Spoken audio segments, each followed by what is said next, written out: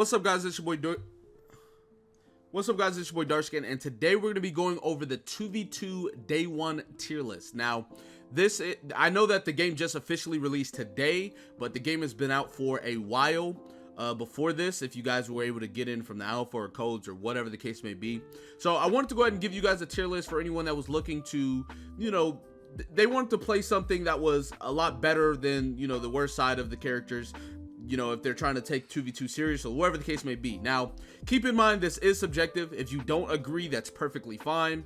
But yeah, this is just my thoughts and what I think is the 2v2 tier list as far as the game goes. Now, starting off with Athena. Athena is the hardest god in the game to play. She's the only god in the game with 3-star rating for difficulty.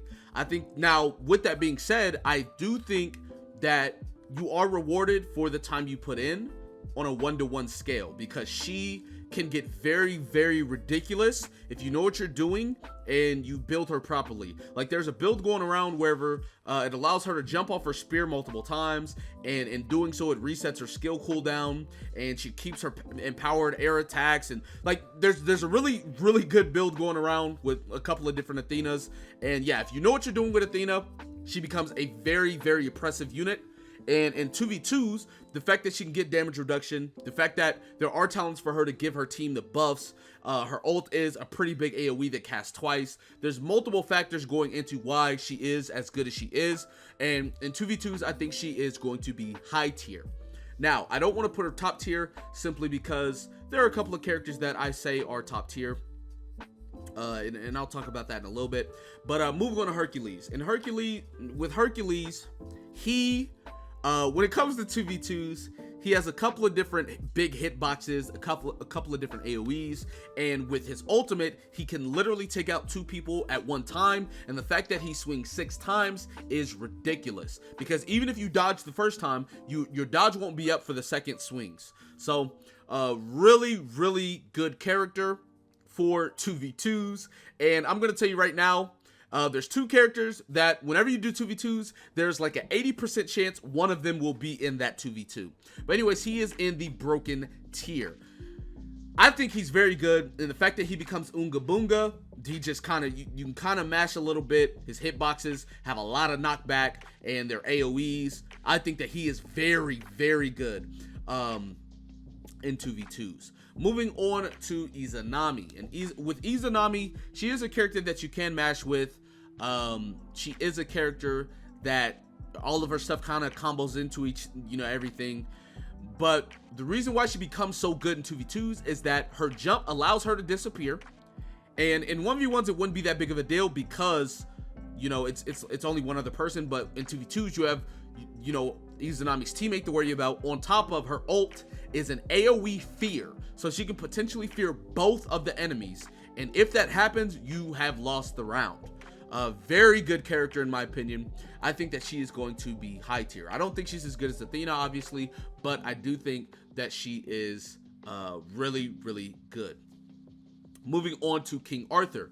Now, initially in my 1v1 tier list, I talked about how he's pretty good, but he's like kind of mid-tier. He's not super amazing. Well, all of that changes in 2v2s simply because now he can slow the enemies. He can slow 2 enemies, and his AoE for his slow is big. He can stun enemies, and his stun is a big AoE as well.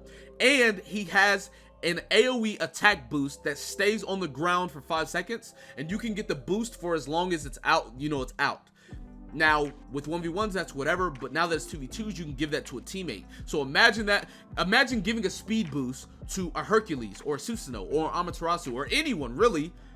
Them having speed boost is ridiculous. So the fact that he is able to buff the team and himself, on top of having a slow and a stun, and having really good edge guarding and long range, is going to make him high tier. Right? He's going to be a very, very good character to take into 2v2s, but obviously he's a character that does depend on his teammate. He will need his teammate to compensate with the things that he's going to be like. He's going to obviously be able to give out a slow, attack boost, and stun, but if his teammate is not capitalizing on that, your team is going to fall apart. Moving on to Soul. I think that Soul is mid-tier, and the reason why I say that is because in 1v1s, I think that she's a very balanced character.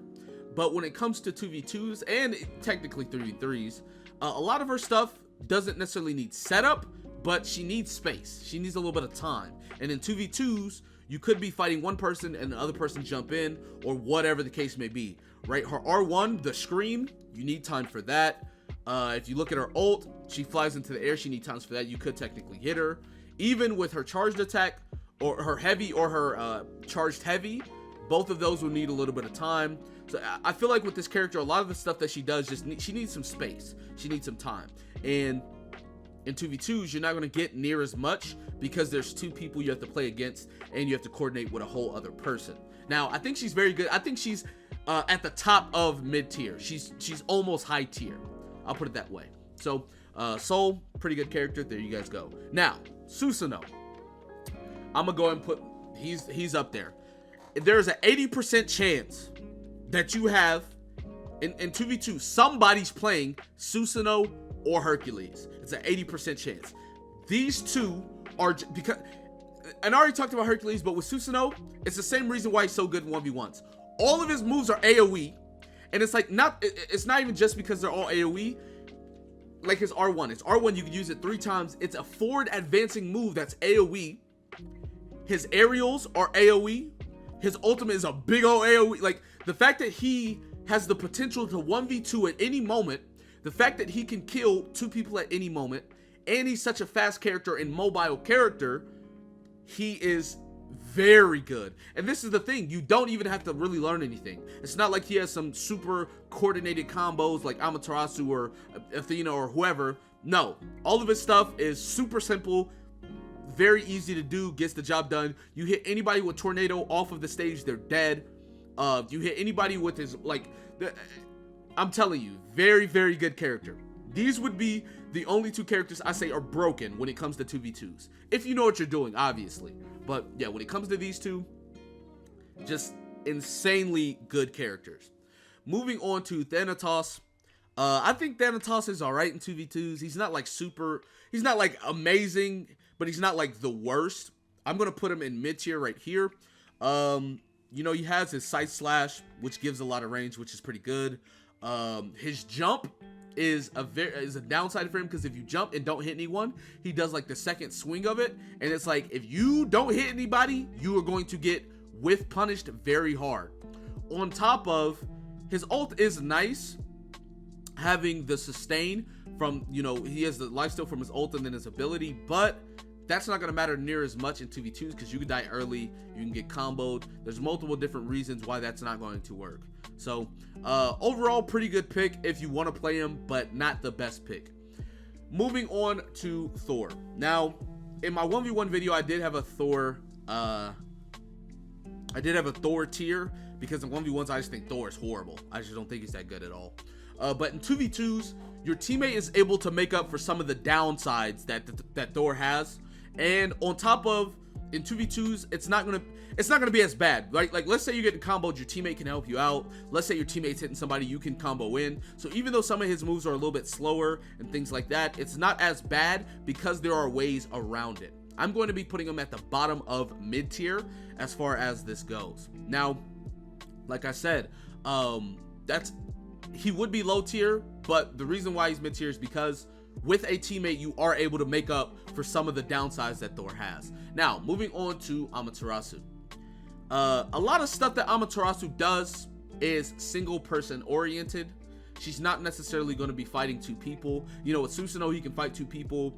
With Hercules, he has AoE moves that can hit multiple targets and things like that. She's more single person oriented. So, she's not in the broken tier, but her ult is really, really good. And the fact that she can combo into her ult and basically get a free kill early in 2v2s, and then on top of, her kit is really good. It's just a really nice kit. I will be putting her in the top tier. Now, she's like at the tip of high tier. So she's like high tier, top tier, right? But I do think she's better than Athena. And this is the thing, in 2v2s, if you aren't playing with a teammate that understands that it's a team-based game, Amaterasu is just going to destroy you. And what I mean by that is, if you allow the enemy Amaterasu to 1v1 someone, that's just the worst move possible. You want to be hitting her or making sure you can double team her as much as possible, or she's going to, you know, get a lot of that off. And the fact of the matter is if Amaterasu's teammate can allow her the space to 1v1, she's going to, you know, do anything she wants. So that's why I put her top tier right there. Like I said, she's kind of like right here. But anyways, Ymir. I think that Ymir is borderline in broken tier, but I feel like he's definitely not as good as Susano or Hercules. So I'm going to put him like, he's going to be like tip of top tier to broken. But anyways, Ymir, easily right here. And the reason why is because, number one, he has an AoE freeze that he cannot be knocked out of. That is already a death sentence to either teammate. He has a wall, which literally will create space whether the enemy wants it to or not, and the wall can block projectiles. So the Susano tornado, boulder throw, any projectile, he can just block it. And it stays there for quite a while. And this is the thing, whenever you initially throw the wall up, the enemy can't see what you're doing. They have to get close to the wall. But by the time they're close, you can already be making your move. So you can basically determine what happens after that. Not to mention, you can wall someone off from recovering. There's so many things to do with the wall, his freeze, and then his dash is so good because it goes into his air heavy, which is a slam. And then his light heavy is a belly bump. So just all in all, he has so many different utility and tools to make him very good when it comes to 2v2s. And in a week or two, this list could change. Who knows? But as far as right now, this is what I feel is the tier list, or, you know, how it goes for 2v2s. Now, like I said, this tier list could change. Ymir could be up, someone could be down, whatever the case may be, who knows? But as far as right now, I think this is the 2v2 tier list that I'm going with. So anyways, that's going to be it for this video. Be sure to give it a like, subscribe to the channel if you're new, comment down below, tell me what you guys think in the comment section. With that being said, I will see you guys next time. Peace.